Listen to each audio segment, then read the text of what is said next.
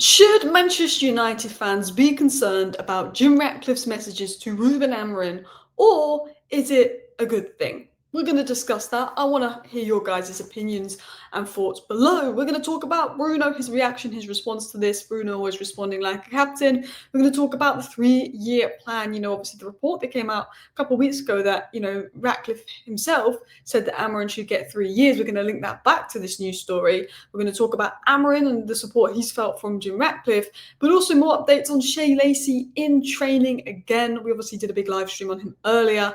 Romano spoke out about the rumours of Xerxes wanting to leave.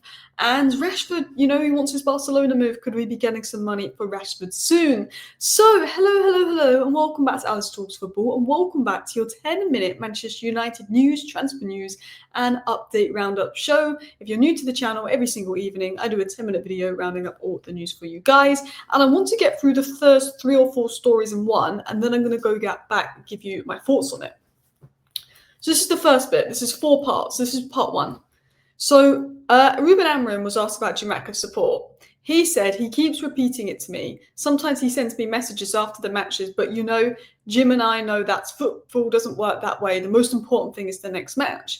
So this is Ruben Amorim saying that, feels supported by Sir Jim Ratcliffe. Even after matches, Jim Ratcliffe will text him. Even after a loss, Jim Ratcliffe will text Amorim to say, we still support you. Don't worry about the noise. And all of that. But it's football. Amorim knows he could lose a couple more games and that might change. But the most important thing is the next match. So he's saying, Jim Ratcliffe is texting him, showing him support, even after we lose, la, la, la, blah, blah, blah. We also remember the report, not even report, so Jim Ratcliffe literally said in an interview last week or 2 weeks ago that Ruben Amorim needs to demonstrate he's a coach over 3 years, and spoke about needing to give Amorim 3 years, but only 1 year into that, when he was asked about is he going to sack Ruben Amorim, and plans in response to that. Bruno Fernandes came out and said this: if Sir Jim Ratcliffe shares the players' opinions, namely the manager is right person for this role, then it's a good thing to have 2 groups of people that share the same view. This is a big quote from Bruno saying, the players share the view that Amorim is the right man, which is good to hear. I mean, if the players didn't share that view, obviously Bruno's not going to say that. And I think regardless, Bruno's always going to say the players share the view that the manager's the right man. But I feel like Bruno wouldn't have maybe worded it this way if it wasn't true. He's saying, the players share the view. And I think most of the players are behind Amorim. There's probably 1 or 2 that I don't think are Amorim's biggest fans, but I'm not going to name names or start speculation. But the majority of players still believe in Amorim and are behind him. Didn't look that way versus Brentford because the lack of intensity from the players was a joke. As bad as Amorim's tactics were versus Brentford, I said you cannot put all the blame on Amorim. You have to look at the players and the lack of intensity. But Bruno's come out and said, look, the players share the opinion that Amorim's the right person for the job, and they're happy to hear that Ratcliffe thinks he's the right person for the job. And Amorim was actually asked about the board backing and the vision, and he said, first of all, I can feel it. I feel the support every day. The pressure I put on myself is often bigger. It is really good to hear that and helps our fans understand that the leadership knows it will take time. It is good to feel support, but the focus is on the next game. So that's quite a few things I want to digest, but the main thing I want to talk about is this a good thing? Is it a bad thing? Because some people are concerned. Even after we're losing to Brentford, Ruben Amorim knows he's supported because Jim Ratcliffe is coming out and showing him support. Jim Ratcliffe's come out and basically said he wants to give Amorim 3 years, and Amorim is talking about he feels a lot of support because the Ineos hierarchy know it's going to take time. And then you've got the players back in Amorim, which is very good news, and all of that. So I have mixed thoughts on this, okay? Because I don't think we can give Amorim 3 years if in January time we're 18th place in the league. Now, I don't think we're going to be 18th place in the league, but I'm saying if we get to January and we're in the relegation zone, you have to look at the manager and say, you know what, you got to go. But what I will say is I'm all for them giving them a bit more time and not being reactionary. We lost to Grimsby. I lost my head. I called for Amorim out after Grimsby. I was being reactionary in the moment, and I do think, I look at the sample size of Amorim, 34 points in 33 games. That's enough reason to sack him.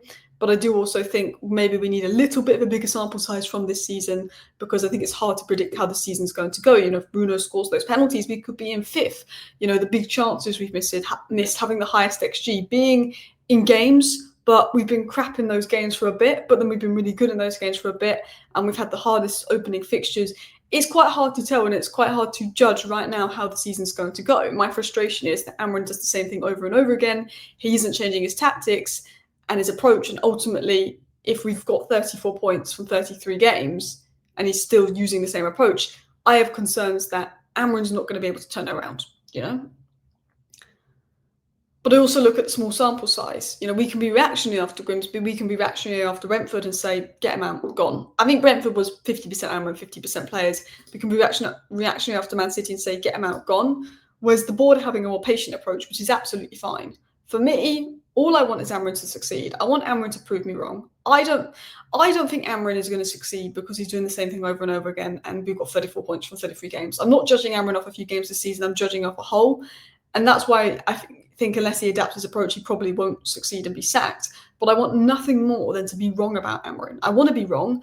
I want Amorim to win a Premier League, and I want to do a video saying I was wrong about Amorim. I want that to happen because I don't want to keep sacking managers. I don't want to go through another manager. I don't want to go through another cycle. Do you know what I mean? And Amorim is basically saying that the club know it's a long project. They know it's a 3-year project. Now, my issue is 3 years now. I'm all for Ineos saying, you know what, it's too early to sack Amorim. We're 1 point behind Chelsea. We're 3 points behind Man City. We're 3 points off Champions League places. It's too early to sack, and we've had the hardest fixtures. I'm all for Ineos saying, give him to Christmas. I'm all for Ineos saying, give him to Christmas. And if we get to Christmas time and we're 7th or 8th, keep him. If we get to Christmas time and we're like in a relegation zone, then I'm like, nah, come on, guys, questions. Do you know what I mean? I'm all for them giving him more time. And I'm all for giving managers 3 years if they show me enough to give them 3 years. For me, with this, if Amorim goes on a really good run and we do something this season, like we finish 6th and we win the FA Cup, then I will say give Amorim a full 3rd season, unless it was like really bad. Do you know what I mean? If we go on a really good run, we finish top 6, Amorim can get us 3 years. But I do think if we get to the end of the season and we finish 15th and there's no progress, I don't think he deserves his 3 years. Do you know what I mean? I like giving managers time. I wanted to give Ten Hag time. I didn't turn on Ten Hag until his 3rd season. And I think we sometimes need to stick with managers through bad bits and give them time. But I'm also like, if we are looking 15th, 16th, 17th this season, that's not good enough. I'm all for coming 8th and giving Amorim a bit more time, because we don't want to finish 8th. We want to finish in the top 4. But I'm all for like, okay, 8th is progress, give them a bit more time. But right now we're on track for 15th. And I don't want that. You know what I mean? So I think, look, they've got a patient approach. They're messaging Amorim. They're telling Amorim they back him. And we've always wanted this from the Man United hierarchy, to actually back the manager and pick manager over players. But I know I'll repeat myself, Amorim has to show something. I'm all for giving him 5-6 more games, but to get 3 years, he has to show something. It's going to take time, but we need a bit more. So let's continue on into other things. We've got an update coming in from Sully here. Shea Lacey trained with the first team again today. He was the only academy player involved. He trained yesterday with the Group 2, continuing to impress. Rested players returned too. So again, we've been talking about Shea Lacey training with the first team, some academy players training with the first team, but Shea Lacey is continuously training with the Man United first team and the England first team, and there's rumours of this debut. I did a video today because Amad and Mbumo could be out for 6 games with AFCON coming up, and there was reports that maybe this is an opportunity for Shea Lacey. Continuing on to other news, Fabrizio Romano said that Joshua Zirkzee wants to fight for his place at Manchester United. He's not happy about the current game time he's getting, but that doesn't mean he's unhappy with United.